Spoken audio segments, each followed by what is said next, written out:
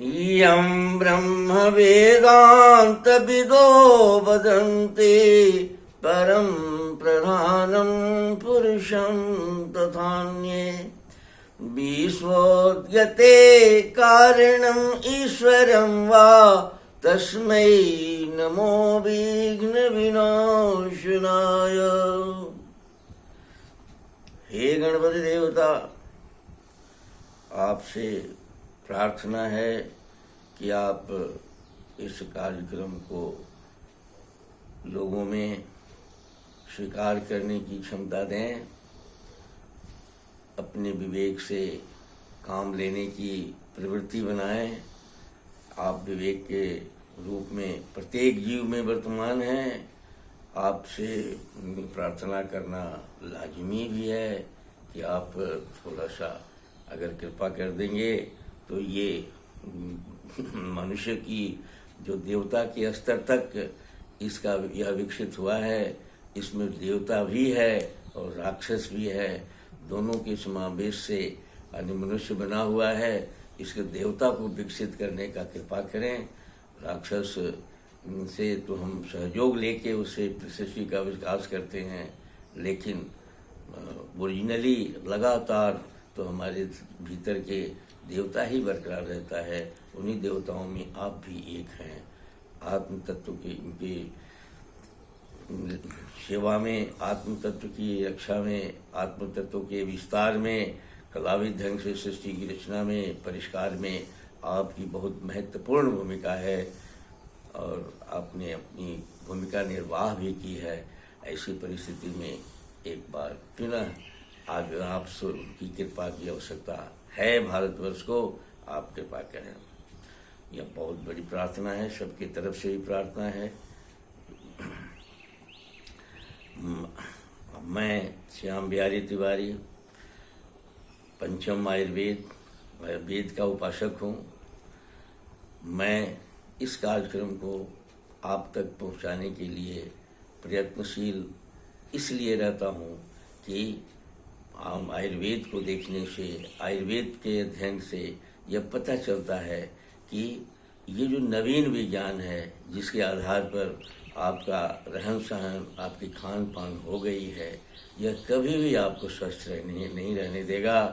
साथ ही आप परिणाम भी देखिए कि आप सब कुछ खाते हैं, सारा कुछ व्यवस्था देते हैं, आपका तन बनता नहीं है, क्योंकि आपने एक बहुत बड़ी मूलभूत गलती कर ली है। समूह में गलती कर ली है।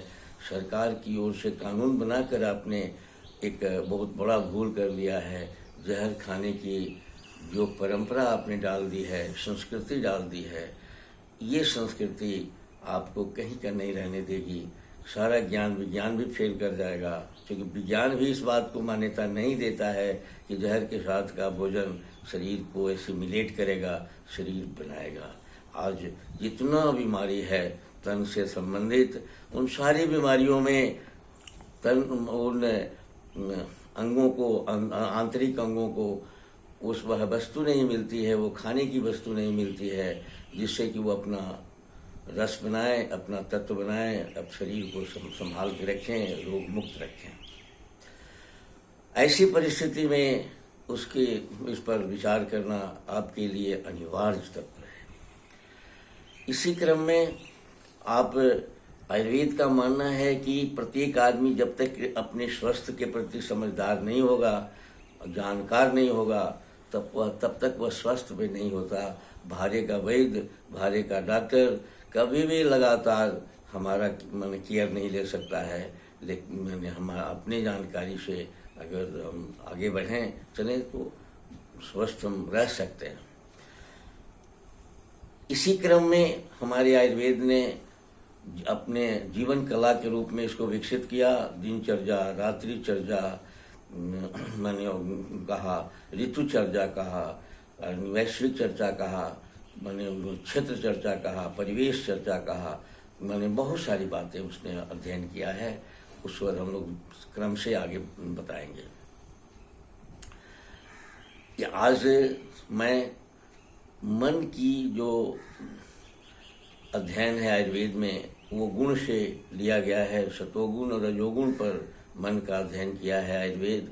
तो मन का के आयुर्वेद में मैंने वायु और वायु प्रधान का हम लोग चर्चा कर लिए हैं। आज पित्त प्रधान में हम चर्चा करेंगे तमोगुण का।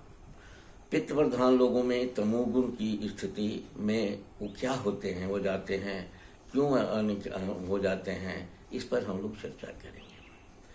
तमोगुण पित्त प्रधान व्यक्ति देखने में सुंदर, सौष्ठव युक्त, बहुत ही आकर्षक होता है और वह बहुत देखने में चूँकि सुंदर होता है, लोगों पर अपना प्रभाव भी उसका बन जाता है, आसानी से बन जाता है। लेकिन ये जितना सुंदर होता है, जितना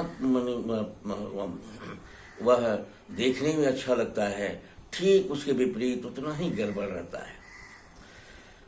उसमें घृणा द्वेष कूट कूट कर भरी रहती है, रोम रोम में रहता है।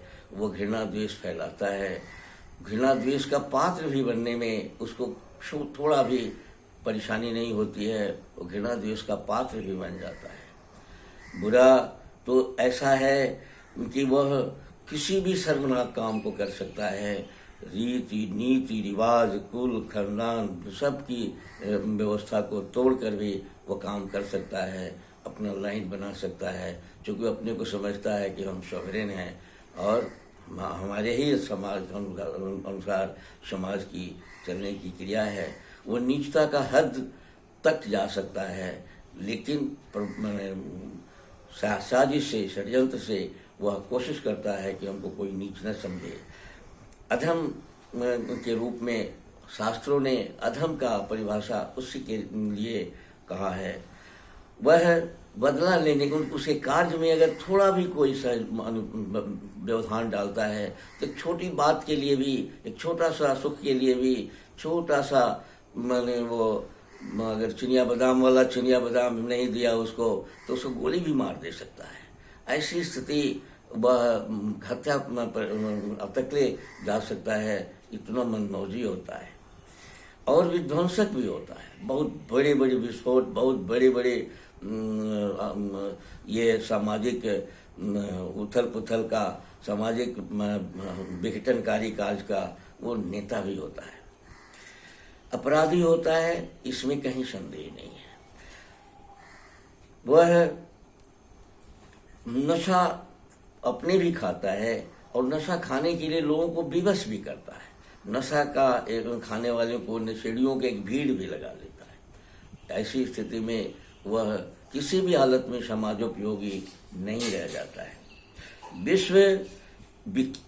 विश्वविख्यात डॉन बनने का, विश्वविख्यात अपराधी बनने की उसमें प्रवृत्ति रहती है। वह आर्थिक अपराधी भी होता है, मानसिक अपराधी भी होता है, सामाजिक अपराधी भी होता है, संस्कृति को तोड़ने वाले होता है, देश लकाल सबको तोड़ने में वाला होता है, दूसरे को कष्ट देने में उसको मजा आता है। वह सांप्रदायिक दंगा फैलाने में उसका भी बहुत बड़ा हाथ हो सकता है और वह अच्छा लगता है उसको कुछ बहुत बड़ा विध्वंसक, बहुत बड़ा विनाशकारी काम होने में। लेकिन सामाजिक बनावट, नीति, विधि विधान, इनकी भीड़ नहीं होती है। ऐसी स्थिति में जब ये किसी भी प्रकार से अपना मनमौजीपन में सफल नहीं होते हैं तो ये मानसिक रूप से बीमार भी हो जाते हैं।